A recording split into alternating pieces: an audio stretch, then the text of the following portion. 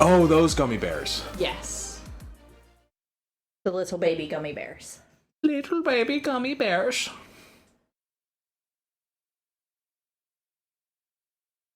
I don't know. Since this is an oral medium, I just stared at Bill with judgment for a solid 5 seconds. And this oral medium is another episode of Soon to Be a Major Motion Podcast with your hosts, Billy Beck And Codie Beck. This is the podcast where we watch movies that are based on books and read books that were turned into movies. I almost went right back into I am your host because I did that out of order and the tism broke me a little bit. Whee! Codie, how you been? It's been a couple weeks. Been fine. Working. That's about it. We don't do anything interesting. Right? We haven't done anything interesting? Fuck, have we? No, we haven't done anything interesting. No. The city's less on fire. Still on fire. Just less. Just a little bit less. Toby still has his Jingle Jangle toy. Yes. Which he loves so dearly when we're recording, son. To be fair, he also loves it at night. Yes, when I'm sleeping, son. That's exciting. We have a working heater again. We do. How many years has it been? How long have we lived here? 10 years. Yeah. I finally got my Christmas present from my lovely wife. Yes, you did. A brand spanking new turntable. So I've been starting to go through my larger than I thought it would be vinyl collection. You've got like 3 whole bands. 4. I have the entire works of one band. And then some John Williams scores, some John Carpenter scores, and a second pressing of Magical Mystery Tour by the Beatles, which will not touch a needle. That is staying right where it is. Because that has a resale value of like $17 last I checked. Ooh. Mm-hmm. How fancy. You know what else is fancy? What? The motherfucking Eagles are in the motherfucking Super Bowl again. Oh, God. I can't do enough. I love you. I cannot watch you watch them lose again. They better fucking win. Better fucking win. I can't. Now, at least it's not as bad as it was the last time. Oh, when it was 3 months after I watched the Phillies lose the World Series and the Philadelphia Union lose the MLS Cup final while I was in the building on the same fucking day? Yes. Yeah, that one was bad. During that Eagles Super Bowl, Eagles Chiefs, I don't remember what the final score was, but a lot of touchdowns happened. And that's important to know because I decided at the start of that game to play a drinking game. And the drinking game was if the Eagles score a touchdown, I take a shot, a fireball. And if the Chiefs score a touchdown, I take a shot of Jaeger. And there were a lot of touchdowns scored. I don't remember the fourth quarter. I do remember crying on the couch about an hour afterwards, though. Yeah, that was a night. Yes, it was.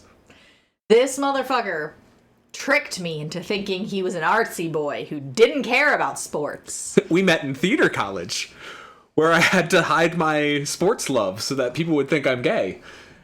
And then I would go home and have to hide my gay so that people would think I'd love sport. I'm messing up my metaphors here. I don't think... People can be multiple things. It's weird. I never fully felt in my skin until I moved 3,000 miles away from people who knew me as a child. Huh. Funny how that works. Oh, God, we need new friends. Son of a fucking bitch.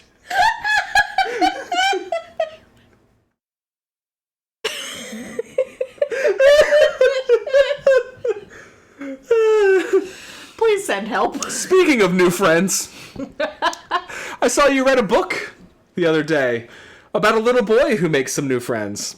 I did, indeed. I read James and the Giant Peach by Roald Dahl, illustrated by Quentin Blake. Whew, brain off. Did you just blue screen for a minute? I blue screened for a second there. So that makes sense because we're still doing our Roald Dahl series. Yes. So I actually watched a movie last night by the same title. Really? Yeah, I wonder if that movie is based off that book. Maybe if you Scoochie Boochie on over here and watch a trailer, we can find out. I bet it's not. I bet it's completely unrelated. Only one way to find out. Let's watch a trailer. From Walt Disney Pictures Up on James! comes the wildest, Holy shipwreck! weirdest, You enormous bugs! fascinating, isn't it? Most exciting motion picture adventure of the year. He's gonna cut me in half! Let's get out of here! James and the Giant Peach.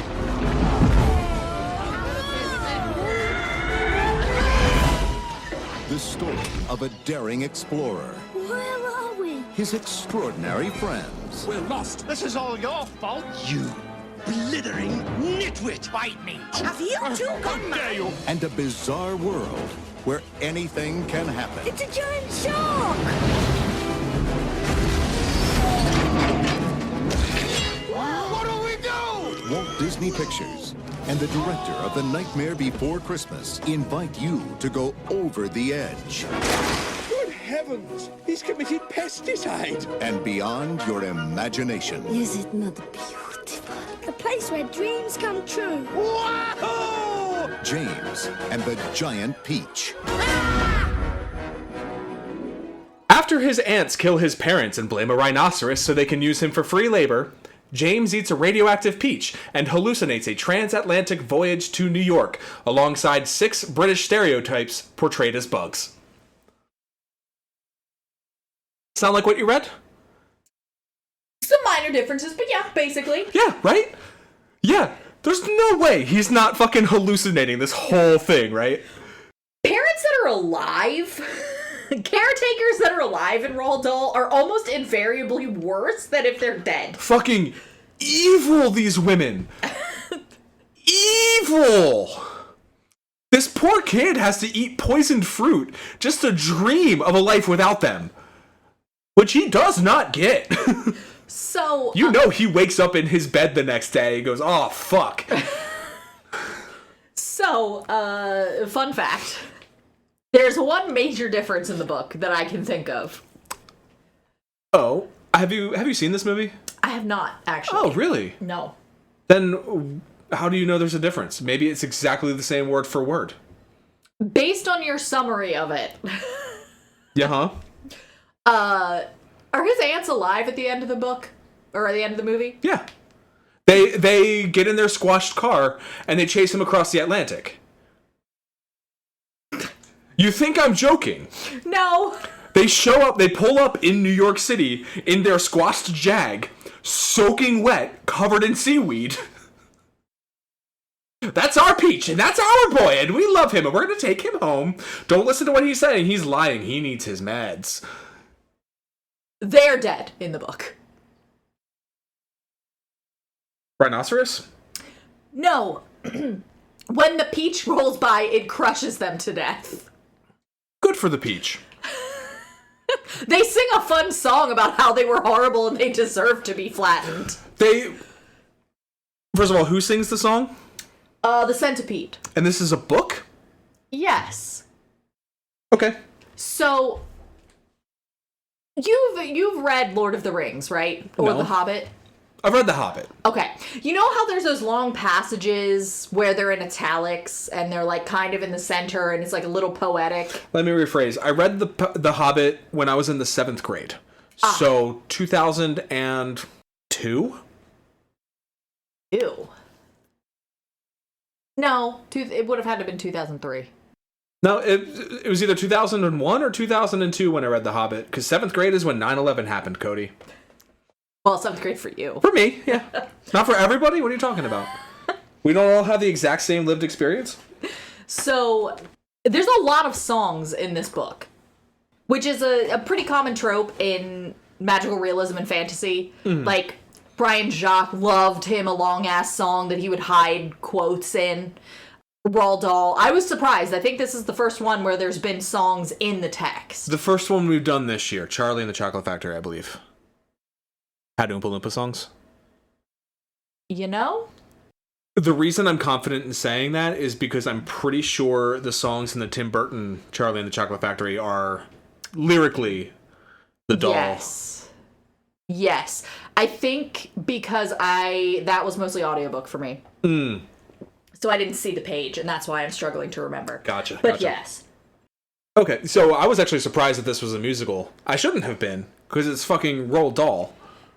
And, Henry Selick. Yeah, him too. Him too, Henry Selick, director of The Nightmare Before Christmas and Monkey Bone. Oh yeah, I forgot about Monkey Bone. It is kind of funny, though, that the grasshopper is the musician, but the centipede is the one who sings most of the songs. In the movie, they're mostly ensemble. Like, pretty much everybody's singing. Except for James has a song at the beginning that he sings to the not yet huge spider. And the song is just "My Name is James." And it's the only reason any of the bugs know his name when he gets in the peach. Is it because his aunts call him the nuisance, little nuisance, or whatever? The runt, or you little shit, or... What are his aunts' names, by the way? Sponge and Spiker. And Sponge is a fat lady, and Spiker is a tall, pointy lady? Yes. Roald Dahl sure loves him mocking some fat women, doesn't he? He sure fucking does. Do they have a song? They do not, but there is a brief moment where they speak kind of like in poetry, and I wonder if that is... Are they talking about how beautiful and gorgeous they are and fighting with each other? No. So their song is Aunt Sponge talking about how beautiful she is, and then Aunt Spiker saying, "No, you're fat and I'm beautiful."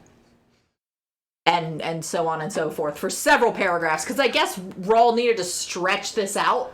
So, funny you say that, because there's like 5 songs in the movie, and it has a nice runtime of like 79 minutes. It is a breeze of a movie. It is shocking how nothing happens in this book. So, you said that last night. Yeah. And yeah, I would agree that like nothing happens in the movie as well. It's a basic like it's an extended episode of Dora the Explorer, right? Like, all right, now that we're in the peach and we're stop motion animation, all right, we got to deal with the robot shark, and then we got to deal with the sunken pirates, and then we got to figure out what was the last thing they had to worry about? Oh, the rhinoceros shows up over New York. And then none of those things happen in the book. Okay, so well, so let's get a common ground here. He's a poor, abused boy whose parents were killed by a rhinoceros. Yes. His aunts are abusive. He does all the work around the farm that doesn't grow anything, and they just live and feed him fish heads. And then a magic man gives him crocodile tongues. Mm-hmm. Still on the same page? Yes. I don't know why I thought I'd lose you there. He spills the crocodile tongues. They make the peach huge on the dead peach tree. Yes. The ants bring in people from all around, charge them money to see it. They can't take pictures. They can't taste it. James goes to eat some of it in the middle of the night, crawls into the giant peach, becomes stop motion. I don't think it's that in the book. No. He is eating it because the ants have kicked him out to clean up all the trash around the peach. Yeah. So he is starving and in the dark, and so he takes a bite of the peach, and then... Or he doesn't even take a bite of the peach. There's already a tunnel in the peach, and he goes up the tunnel. Yeah, he takes a bite and turns stop motion and then goes up the tunnel. Oh, no, he goes up the tunnel and then turns stop motion. I remember, like, if you've seen the movie, you've seen that. You know that scene. I haven't seen, like, all of the movie, but I do distinctly recall that scene where it's slowly transmogrifying from boy to stop motion. So in there, he meets 6 bugs. Yes. 6? 6. Yes. Centipede cuts the peach from the tree when the ants come out. Yes. Roll over. I know there's a difference here. It squishes the car or the ants. Who knows? Floats into the Atlantic. Then... It falls off specifically the cliffs of Dover. Sure. I don't think it's that specific in the movie, and I'll get to the sets in a bit. And then they're in the ocean. So the opening's the same. Pretty much, yeah. So what happens in the book during the ocean journey? Regular sharks attack them. Okay, at least it's sharks. But they don't do a lot of damage to the peach because sharks' pointy noses make it really difficult for them to actually bite. I'm pantomiming using my hands, which is why he's laughing at me. I mean, it's true, though. I've never seen a shark eat a giant peach. Oh, sorry, buddy. I didn't realize you were down here. I just kicked our child, like, in the face. How dare. CPS is going to be called. They're going to take Toby away from me. That's right, get her, Tobes. Get her. So, it's the sharks, and then James's brilliant idea is to have the silkworm and the spider. The what now? The silkworm. Is the silkworm not? No. There's no silkworm? There's no silkworm. Oh, so I guess there's 7 in the book then. Because it's the silkworm, the glowworm, the spider, the centipede, the grasshopper, and the earthworm. So yes, the silkworm. She doesn't talk. She's just important for having extra strength. Ladybug? Oh, ladybug. Okay. Yes. So she's just there for extra string? Yes. Oh yeah, easy cut. She's very tired and sleepy, and she doesn't actually talk. She just... They cut the silkworm because they didn't want to spend the money animating another character. Fair enough. So much of this movie was done because it was cheaper. So, I think it's 502 seagulls specifically. Sure. It was not that many in the book, but it was in the movie. 502 seagulls, and then they fly up in the sky, and the centipede is an asshole to some cloud men. Cloud men? Yes. They are men that create the weather in the clouds, and they throw hailstones at the peach, and then they float away, and they crash into a rainbow, and destroy the rainbow. And that's not how those things work, but okay. The rainbow is a giant thing that they're painting. The cloud men are painting that. Ah, yes, because that's how rainbows are. Yes. And then they see a cloudman city, but they manage to avoid it. And then they slowly come over New York City, and then I imagine things are the same at that point. Okay. Everyone thinks it's a bomb, and... No.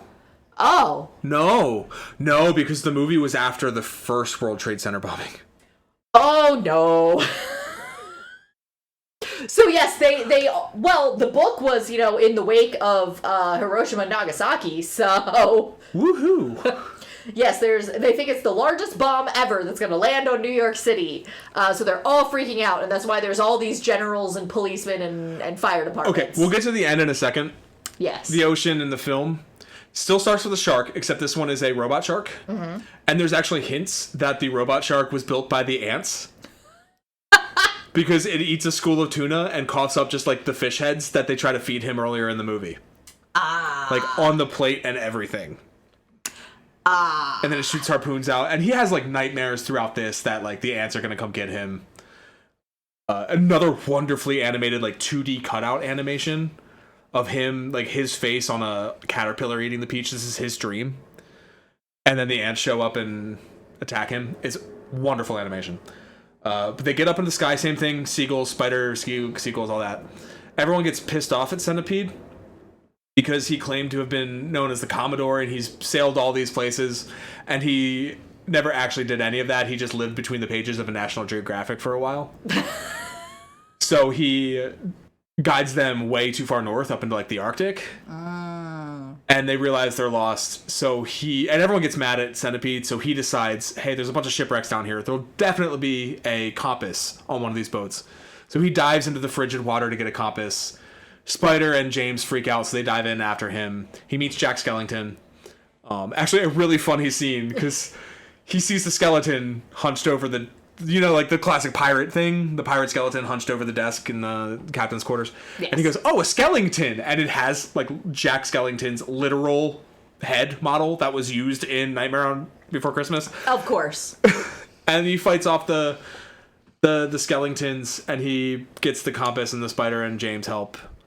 And then he and Grasshopper make up and they guide the Peach back to New York. And right before they get there, the rhinoceros, which is like a big cloud demon, shows up and James defeats it by saying, I'm not afraid of you. And it's like, okay, fine, and leaves. I have a headcanon that the rhinoceros is just something the ants made up and they killed his parents. The rhinoceros escaped from the London Zoo. I like my headcanon better. I have fucking, like, notes on that. When he's in the scene when the cloud rhinoceros shows up and he says, "I'm not afraid of you," he refers to it as just a load of smoke and noise.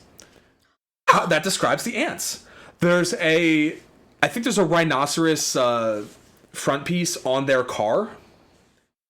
And the way they use it like a threat, like, oh, if you run away, the rhinoceros will get you. Like, I think they killed his parents and blamed a random rhinoceros.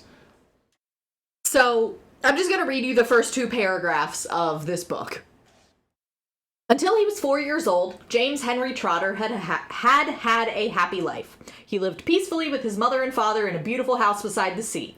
There were always plenty of other children for him to play with, and there was the sandy beach for him to run about on and the ocean to paddle in. It was the perfect life for a small boy. But then one day, James's mother and father went to London to do some shopping, and there a terrible thing happened. Both of them suddenly got eaten up, in full daylight, mind you, and on a crowded street, by an enormous angry rhinoceros which had escaped from the London Zoo. Jesus Christ, Roll. Hold on. I have a note. Fucking brutal, Roll. Jesus. Is what I wrote when the narrator was just like, and then his parents were killed by a rhinoceros and he moved in with his aunts. What the fuck, dude? Brutal. I do actually like that the movie puts in all those little bits and pieces, because it could be like, yes, the ants did it, or it could just be that for James, who was 4 years old, he associates everything bad with rhinoceros. Yeah, like, even one of the bugs says there hasn't been a rhinoceros around here as long as I've been alive. Like, there are hints that there's not really a rhino. And when we see it, we only see it like in like the stop motion fantastic world and not the darker, grittier real world, which is not very realistic in and of itself. Yeah. So like I immediately was like, oh my god, the ants are the rhino. They got free labor out of this kid. They've killed his fucking parents. Huh. So maybe they're living off the money from selling the house. Maybe. So can we just... His name is James Henry Trotter. You think J.K. Rowling just like switched some letters around? Or... I've never heard of her. Is she like a fanfic writer or? Unfortunately. Anywho. Yeah, I noticed that as well. There's also a movie, a shitty movie from the 80s called Troll 2, where I think the main character is named Harry Potter. If I'm not mistaken. Terrible movie. I'm just confirming that is the character's name. Pause for Google. It's the first troll. My apologies. Harry Potter Sr. and Harry Potter Jr. Oh my god. Yes. Still a better name than Albus Severus. So, having read this book... Do we want to talk about the end first? Yes, we should probably talk about the end. Yeah, let's talk about the end real quick. The way the film ends, he slowly descends, landing the peach on the spire of the Empire State Building. Oh, is that on purpose? No. It's where he winds up. Oh. I think he's like knocked out or something. And he's no longer stop motion at this point. He climbs out of the peach. And he's like, oh, where am I? Oh, it looks like New York, but there's something wrong. The Eiffel Tower. The Empire State Building's not here. Yeah, because you're on it. And there's like a beat cop that gets like peach juice splashed on him. And they get the biggest crane in New York to pull them down. And then the ants show up and they try to claim ownership of the peach and the boy. And he's like, no, they abuse me. And the crowd turns on them and they're like, why, you little? And they take axes from a fire truck and attack him. And then the bugs descend from the heavens. And the spider like webs them up and they get craned away to jail. And then he lives happily ever after in the peach pit in Central Park, telling his story to other children, while spiders inside making him brekkie and din-dins and waiting for him to turn 18 so they can fuck. I don't know. That spider is horny, dude. You know that like TikTok sound that's just like, what's your favorite Pop-Tart? The strawberry one. You want a real answer? That, but like everyone's sexual awakenings. I just saw one the other day, was the spider from James and the Giant Peach. I saw this movie when it first came out. So like in 96, 97, somewhere around then. I have not seen it since. The only two memories I had of this movie are the image of... There's a scene when he's looking out over the Atlantic from England and he can see like a vision of New York City. I remembered that shot. And I remembered that spider making me feel weird feelings. Those are the only two things I remember from seeing that in 97. So how does the book end? So, in the book, they are slowly descending, and then a plane flies by and cuts through all of their strings, so they just land on the spire in the Empire State Building. And a bunch of cops and fire departments are all chicken shit about the peach. Thinking it's a bomb. And then, once they realize it's a peach, they're still scared because they think it's an alien peach. I mean, it's 150 feet in diameter. So they, this is actually one of the things that I saved. Don't anyone make a move until I say, said the head of the fire department. They've probably got space guns, muttered the chief of police. But we've got to do something, the head of the fire department announced grimly. About 5 million people are standing down there on the streets watching us. Then why don't you put up a ladder, the chief of police asked him. I'll stand at the bottom and hold it steady for you while you go up and see what's happening. Thanks very much, snapped the head of the fire department. Police are cowards. Oh, yeah. And the only reason they do anything is because they have the threat of eyes on them. Was my note. Dahl said ACAB.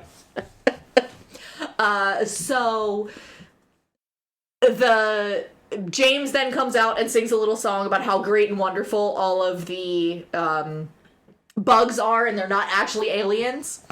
And that was another one of the things that I saved, which was when he's singing about the glowworm. And now, without excuse, I'd like to introduce this charming glowworm, lover of simplicity. She's easy to install on your ceiling or your wall, and although this smacks a bit of eccentricity, it's really rather clever. For thereafter you will never have the slightest need for using electricity. He's gonna get the glowworm fucking assassinated. By the U.S. government. No, not by the U.S. government, by oil companies. Yes. So, U.S. government by proxy. So, he introduces everyone to the bugs, and they have a massive parade through the streets of New York, and all of the children of New York come up and ask James for a bite of the peach, and they all eat the peach except for the pit. And then everyone gets different jobs throughout the world. The centipede becomes the head of a shoe company, specifically boots. I think he becomes mayor of New York in the movie. The spider lives with James, and the silkworm and the spider also learn how to make nylon rope for tight walkers. They run a nightclub, or she runs a nightclub. Walkers, rather. Yeah, that sounds like her. That sounds like what they would do in the movie. Hot. But yes, James ends up living in the Peach Pit in Central Park and telling his story, and then because all the children beg him to, he writes it down because Roald Dahl loves telling stories as though they are the author writing the story. So is the Magic Man a character in this? Mm-hmm.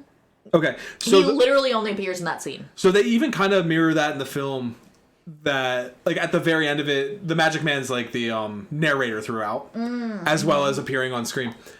And at the end, he shows up and right to camera, and he's like, and he wanted to tell his story to everybody in the world. And that's what you just watched. Like, really fucking on the nose. But knowing that came from the novel, like that, okay, I'll let that slide. Yeah. So, now that we've talked a little bit about the end, it sounds like the movie actually kind of built a story. This really feels like one of those, and I understand that this is where a lot of Roald Dahl stories came from, but this feels like the story that you're rambling to try to get your kid to fall asleep. Because nothing happens. I mean, there's like little things that happen, but nothing happens. And it's finally just like, and then he wrote the story, shut up, good night. It's a fantasy. It's just a children's fantasy, right? But it's also like, what's the book doesn't feel like it has a moral. Like, there's a rough thing of like, oh, James is lonely and abused, and at the end he is not lonely anymore and he has all the friends he could ever want. But it's like, Okay, but there's no reason for him to really like these bugs. They kind of just rely on him. Like, where I would disagree is that Roald Dahl, something he understands really well is how to empathize with children who feel like unseen and unheard. And I would say like the moral is giving children agency. But that doesn't hit as hard if the ants die the way they do. Like in the film he almost needs that moment of denouncing the ants and standing up for himself to like really establish his own agency, even though he's just a kid, you know? Yeah, it's like, I guess you could kind of read it as like a Bildungsroman where like the ants are dead. What the fuck was that phrase you just said? Bildungsroman? Coming of age? I've never heard that before. Yeah. Okay. I mean, let me double check before I fucking...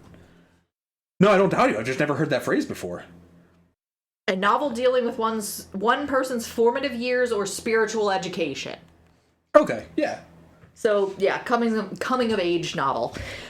Like, it could be that, because you could view it as, okay, his first set of guardians died, he had a shitty set of second guardians, they also died, now he has to take care of himself, and because he's the smartest and most competent person, the only person, on the Peach, he becomes, like, he grows up and becomes the adult who is the one introducing everyone else and taking charge of the situation, whereas before he just started crying.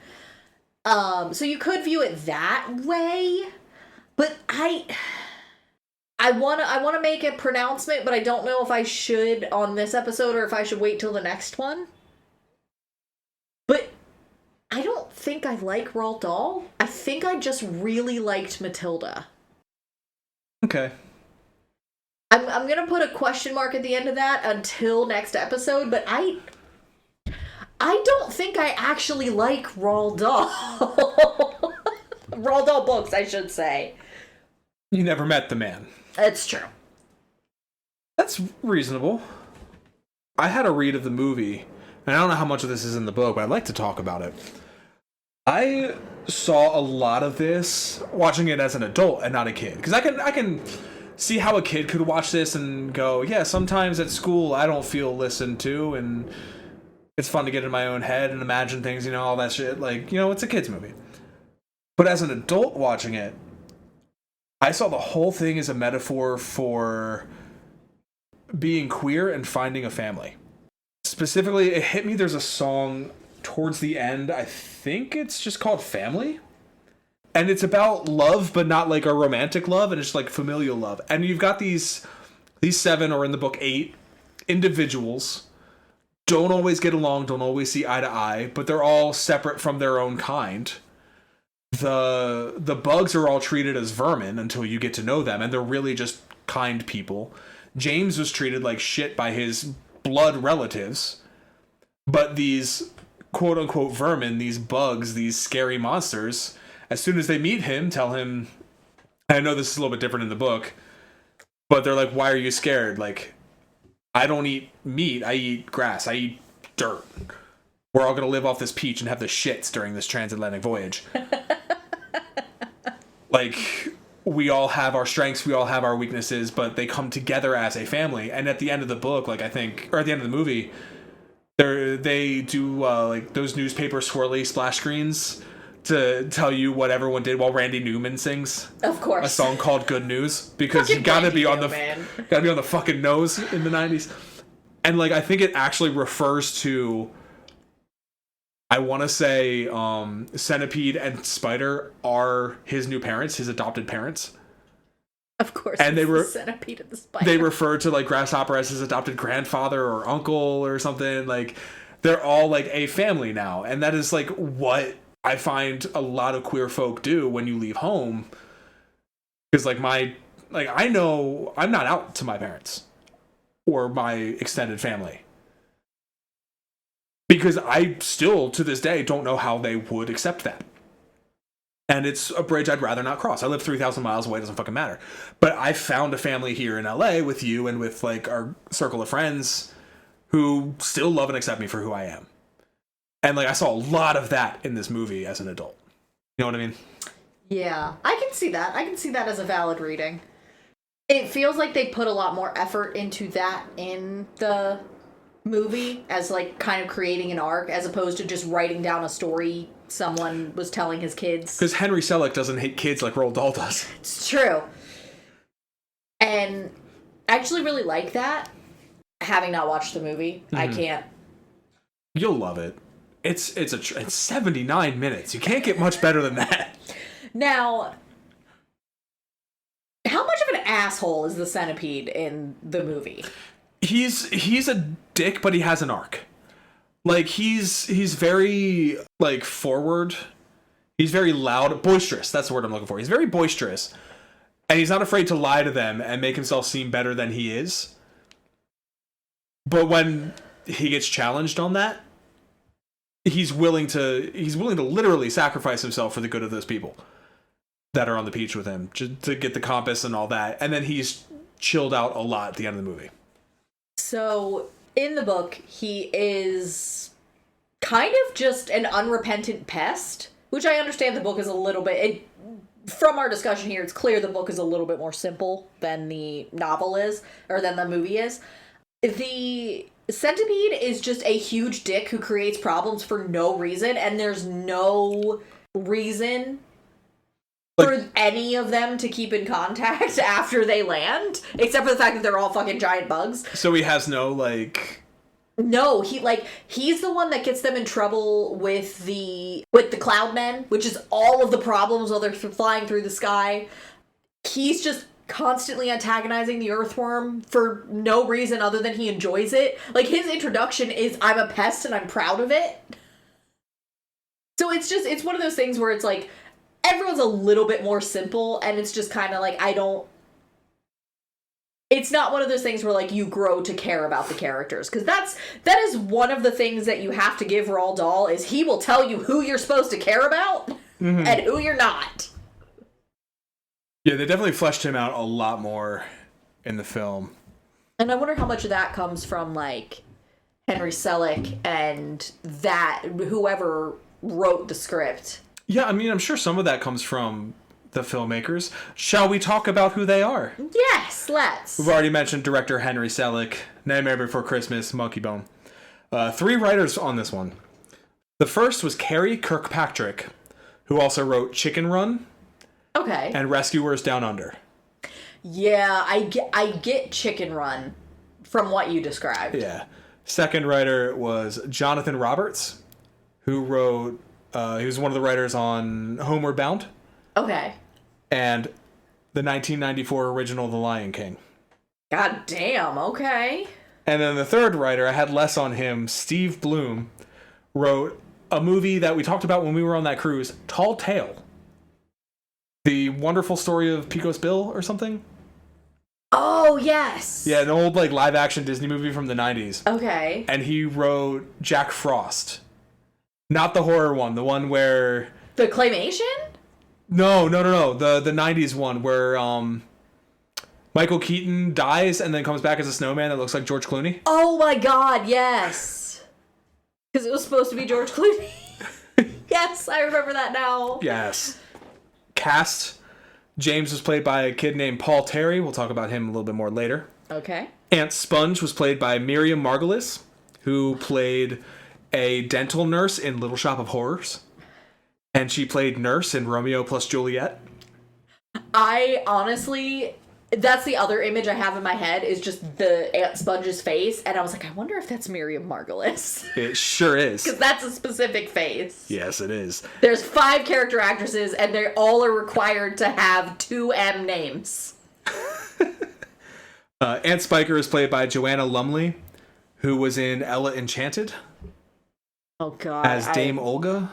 You know, I'm going to have a blast when we do that, and you're going to be miserable, and it's going to be great. Probably. She was also in Corpse Bride. She played Maudlin Everglot.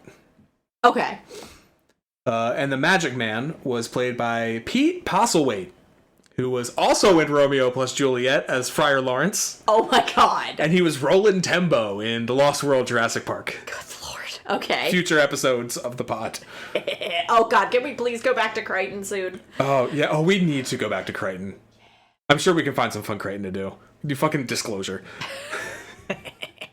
The voice cast, because like half of this movie is live action. I don't think I made this clear. If you haven't seen the movie, the opening 20 minutes or so is all live action. Once he eats the peach and goes in the peach, it's stop motion animation until they're back in New York. And then it's live action again, except for the bugs.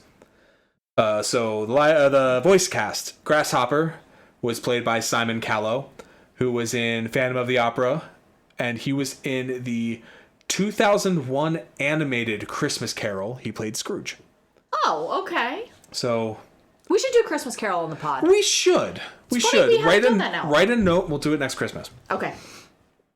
Centipede was played by Richard Dreyfuss of Jaws fame. He's one of 2 actors on this cast to win an Academy Award, which he did for The Goodbye Girl. And from my childhood, Mr. Holland's Opus. Of course. Now, Richard Dreyfuss, the guy from Jaws, ain't much of a singer. So his singing voice was Jeff Bennett, who was Johnny Bravo in Johnny Bravo. Oh my god. Okay. And the singing voice for Zazu in The Lion King. Oh god. Okay. Ladybug was played by Jane Leeves, best known as Daphne in Frasier. Okay. Sorry, one other minor change from the book to the movie. He doesn't bond with Spider as much. He bonds with Ladybug. Ladybug is his mom. I can see that because she is so motherly. Her newspaper thing at the end is like she's an OBGYN. And the headline is she delivered her 1,000th baby. So she marries the head of the fire department in the book. What's his problem? Monster fucker. Our second Oscar winner on this voice cast was Miss Spider, played by one Susan Sarandon. Really? She won her Oscar for Dead Man Walking, and she was also in Thelma and Louise. Yes, she was. Married to Chris Sarandon from our first episode, please don't listen to it, Princess Bride. Earthworm was played by David Thewlis, who you may remember from his voice work in Anomalisa. Oh, God. And playing Ares in Wonder Woman. Oh, yes. I also know him as the guy in The Omen, the 2006. So I was going to put The Omen on here because like 2 or 3 actors from this were in the 2006 The Omen, but I haven't seen it, so I don't know how to fucking reference that. Glowworm was played by Miriam Margolyes. You know, she also voiced the matchmaker in Mulan and Fly the Sheepdog in Babe. Oh, okay. Also, she was in the original Broadway cast of Wicked. Was she Madame Morrible? I believe so. Okay. So, obviously, she did her own singing voice, right? No. No, she didn't. Glowworm's singing was Sally Stevens. So, it's not that she had recognizable credits, per se, but she's been, like, a choral arranger in Hollywood for, like, 50 years now. You've heard her voice hundreds of times. She is the voice singing The Simpsons. The Simpsons. That's her. Loved that. I didn't realize that was a real person, but it has to be a real person. How would it not be a real person? I don't know, maybe the computer generated it. In 1989? Sure. We didn't have computers that good then. We barely have computers that good now. I mentioned we get back to him. We have a child actor from a movie over 20 years ago. Where is he now? Paul Terry, who played James. He followed this up with 4 seasons on the BBC/Disney Channel original Micro Soap, after which he stopped acting. He then joined the band Glass Apple and played bass for a few years. He ended up getting his master's in civil engineering, and he is now a math teacher and self-published novelist living in County Durham with his two children. Okay. I actually read a pretty good interview with him today. I wish I could remember the site that did it. It was about 4 years ago. And he's so grateful he didn't grow up in an age of social media. Because he still got shit when he was a kid without social media. He can't imagine it now. He doesn't do any sort of like cons or anything with James and the Giant Peach. He's just like, oh, that's a thing I did when I was a kid for fun. His kids don't know he did it. Eventually they'll find out. Like, it was a very, very interesting, like, he seems really down to earth and well adjusted for a child actor.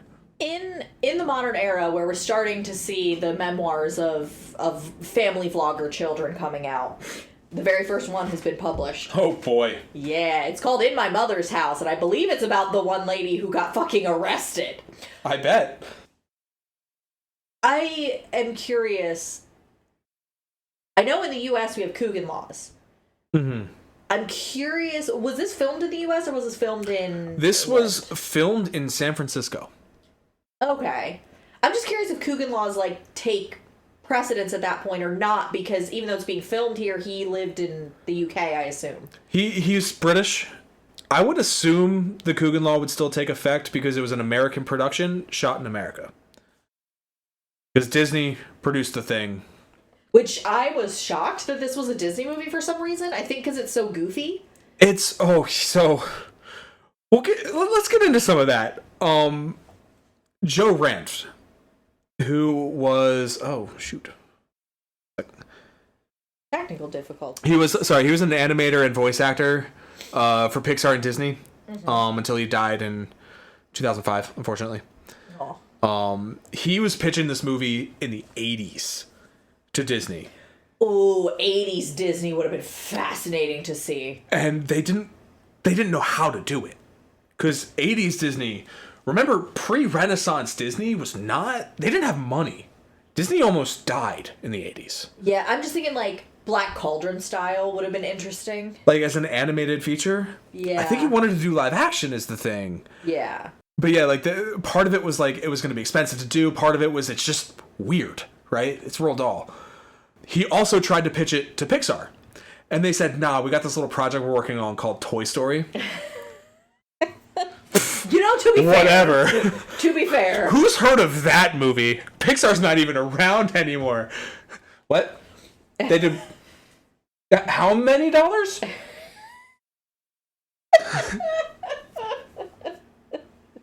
How many sequels? So Roald's widow, she tried to push the movie around in the 90s.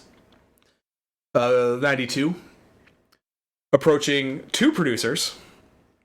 Steven Spielberg. We know what he can do with Roald Dahl. And Danny DeVito. And we're about to know what he does with Roald Dahl. I wonder if he was like, I want to do Matilda instead of... I'm pretty sure that's why he didn't do it, because they came out, like, I think the same year. I mean, like, fair choice. Yeah. Eventually, Disney decided to produce... they gave it to Skellington Productions, I believe is what the house was called, who have done two pictures. Take a guess. Nightmare Before Christmas, and this one, and then they folded because this movie did not make as much money as it was supposed to. Shame, because a great movie. So, an early script was written by a guy named Dennis Potter. He wrote a lot of, like, British TV. That script was rejected. Disney found it too black and bizarre. One thing of note is that the sharks were Nazis. Oh my god. Took place during the Second World War, man. Okay. Eventually, they gave it to the screenwriters we've already discussed. For the music, Selick originally approached Elvis Costello. Okay. To write songs. Disney said fucking no. Money. Disney said, hey, what about Randy Newman? And Selick said, nah, he's doing all that shit for Toy Story right now. Fuck that noise. So he went to Andy Partridge of the group XTC. He wrote 4 or 5 songs. And again was refused. And replaced by Randy Newman. Because Disney wanted to own the copyrights in perpetuity. Of course. So yes, Disney. Randy Newman-ass score. You don't really notice it. I guess in the style you can tell. Like once I know it's Randy Newman, I know. But you don't really tell until he sings the closing credits song that it's fucking Randy-ass Newman out here. So speaking of this and Matilda being the same year. Yes. Miriam Margolyes turned down Miss Trunchbull to be in this movie. I kind of feel like that was a good call. I have no complaints about that at all. Yeah. None. The original plan for this movie, as far as the animation goes, was Selick wanted to have James be live action the whole time. Oh, that would have been really difficult. And that's why he didn't do it. Because they needed to save some money. Hooray, money! So once deciding it'll be live action after the fact, he had that great transition scene we already talked about when he crawls into the peach and like it flashes and he becomes stop motion, right? To get out of that, he wanted James to find a crack in his own head and peel the head away and come out as a live action human. No, that's horrifying! And he didn't do that because it was too expensive. Too expensive to do. Yay, money! How fucking crazy would that have been, though? And the last little bit of fun I have, Miri Margolyes is the second actor in a Disney live-action movie to play a live-action role and voice an animated character. The only other one is James Baskett in Song of the South. Oh, no!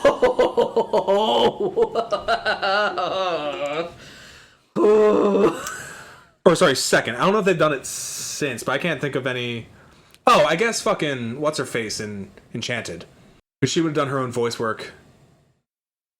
Yeah, so she's the second actor to do it, not the only two, but Yeah. the first in 50 years to do it. The only one they talk about. It's there have been 3 actors that have been live action and animated in the same movie. It was Amy Adams and And Miri Margolyes was one of them. who was the first? That is a reference to. For those who follow professional wrestling, the Royal Rumble is coming up this weekend. Will have happened last weekend.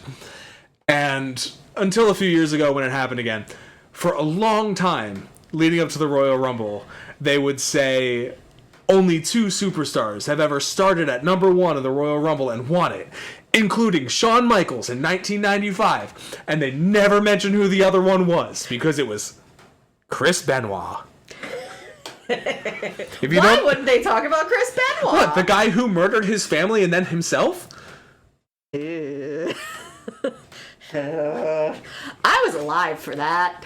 So was I. Like, and when I say alive, I mean like conscious of the world at that point. You know like I who- remember the news. You know who wasn't alive for that? Chris Benoit. No, Hitler. Okay, Jack Lemmon. Was that a reference to the shooting of Some Like It Hot? Yes! Yes, it was! Jesus Christ! You and I need new friends, Oh because my you God. shouldn't have been able to get that pull that fast. Because none of you listening are me. Jack Lemmon on the set of... Was it Jack Lemmon or was it... Yeah, it was Jack Lemmon. Yes. Referred to kissing Marilyn Monroe on the set of Some Like It Hot as kissing Hitler. Later in life, he said that he was saying it sarcastically, because he's like, I was kissing Marilyn Monroe. Of course it was great. Yeah, right? Oh my God, Marilyn Monroe and Some Like It Hot. Is that based on a book? Can we cover that on the pod? God, I hope so. Let me look We it up. can't. I know it's not. So, speaking of references to other things, there was a fun little quote at the end of James and the Giant Peach. Okay. There were also references to a lot of other creatures from, I believe they were referenced in Willy Wonka, if not also referenced in BFG. So when they see the peach flying overhead, you hear, starting on page 130 of the version I'm reading, Open your books at home, children. Turn to page 130. you see dragon, wampus, gorgon, sea serpent, proc, manticore, snozwanger, wangdoodle, oink, cockatrice, scorpula, vermicious knid. Hey, I know that one. But vermicious knid specifically, I believe, is something that Willy Wonka says in Charlie. Yes. So when James invites all of the children of New York to come up and take a bite of the peach, he says, The children jumped up onto the truck and swarmed like ants all over the giant peach, eating and eating to their heart's content. And as the news of what was happening spread quickly from street to street, more and more boys and girls came running from all directions to join the feast. Soon there was a trail of children a mile long chasing the peach as it proceeded slowly up Fifth Avenue. Really, it was a fantastic sight. To some people, it looked as though the Pied Piper of Hamelin had suddenly descended upon New York. It's fascinating that you referenced that for no reason whatsoever. Yep, no reason whatsoever. If you're an avid listener to the pod, pay no attention to the Pied Piper of Hamelin. So, did you enjoy this movie? You are taking a long time and making a lot of facial expressions about this. The opening scene of this movie, because like I said, it's been closer to 30 years than I care to admit since I've seen this movie. I could not believe the visual style that Henry Selick went with. And I made some allusions to this earlier in this episode. When he does his live action stuff, not so much in the New York, but the earlier stuff, especially the opening scene with James and his parents. It is on the most set-ass set I've ever seen. Like, and it's all throughout the live action stuff. You can see where the set ends and where the matte painting backdrop begins because it's 2 feet from the actors. And I fucking loved that choice because it was 100% done intentionally. So much of this was shot on miniatures. Like, you can tell that the house that is supposed to look like it's in the distance on a hill is 3 feet away from the actor and is about 2.5 feet tall. And I loved it. I was immediately all fucking in on that visual style. Lampshade how cheap you're being. Like, make it intentional. I haven't seen a lot of Henry Selick. I've seen, Nightmare Before Christmas, which is all stop motion. And his stop motion animation is fucking great. You know, you know what it looks like. You know, like, the movements and everything. In fact, the animation in this was almost too clean. I don't know if it was a frame rate thing or what, but I don't know if you remember in Fantastic Mr. Fox, he shot the animation at a lower frame rate. Yes. So that it would look jerkier. It's almost like Selick went with a higher frame rate that it looked like bad 90s CG affectionate. Like, it just had like a weird sheen about it. But knowing that it was like stop motion, like, fucking loved that. But the only Henry Selick live action that I've seen that I can think of is Monkey Bone. And he had a bit more budget on that one. And so the sets are a little bit bigger and it doesn't quite... But that's still like a weird combination of live action and... Yeah, he's got stop motion in it, but there's not like stop motion... There's still always a live action actor. Yeah. So seeing him work with just live action actors on a live set, and that choice specifically fucking blew me away. I loved this movie. Like, the reason I wanted to talk about queerness in the found family is because that's how I related to this movie as an adult. And I don't relate to movies in that way that often anymore because I see so many movies. You see a lot of movies. This was a joy and a treat. The music was good, even if it is just Randy Newman being Randy Newman. Everyone loves Randy Newman, right? Is that a thing? I don't know. I loved it. The animation's great. The acting was great. We just did a Roald Dahl with a shitty child actor. This kid, Paul Terry, fucking nailed it. He's so good. And this is all we get of him, besides that whatever BBC children's soap opera. Like, this is it for him. But it's such a memorable performance. Loved it. Absolutely loved it. Would you recommend the book? I mean, it's Roald Dahl. The movie sounds lovely and wonderful and charming, and the book is Roald Dahl. It wasn't hard to read. It's not difficult to read. It's not Ready Player One. Oh, thank Christ. But it's not bad, but I wouldn't choose to read that. If I was choosing to read Roald Dahl, I would just pick up Matilda again, you know? Yeah. Well, do I have good news for you? Because we have one episode left in our series on Roald Dahl. And it is, in fact, the work you just mentioned, Matilda. Magical girls for white women. And I cannot fucking wait to go back and rewatch this movie. Can we get Mara Wilson on the pod? Fucking call her. Like, you've tweeted at her before, right? Like, I'll go to her high school that I work in front of and just ask for her records. yes. She was bullied so badly she went to private school after that. Yeah, probably. I highly doubt we can get Mara Wilson on the pod. But we'll have us, and we'll have a movie I fully enjoy and a book I know you enjoy. And we're going to close out Roald Dahl strong. But until then, you can check out all of our socials in the link tree in the description below. And that includes our email address, soonmajorpod@gmail.com, if you want to send us suggestions of books/movies to cover on the pod.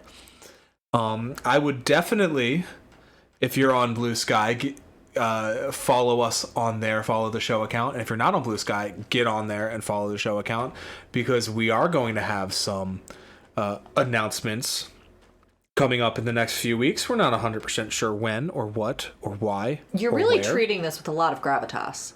It deserves a lot of gravitas.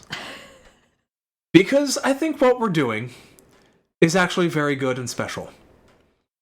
So if you want to know what that is, stay tuned to the socials. We'll be making announcements soon. We've been dropping hints for a while. Minor update, I am no longer on Goodreads.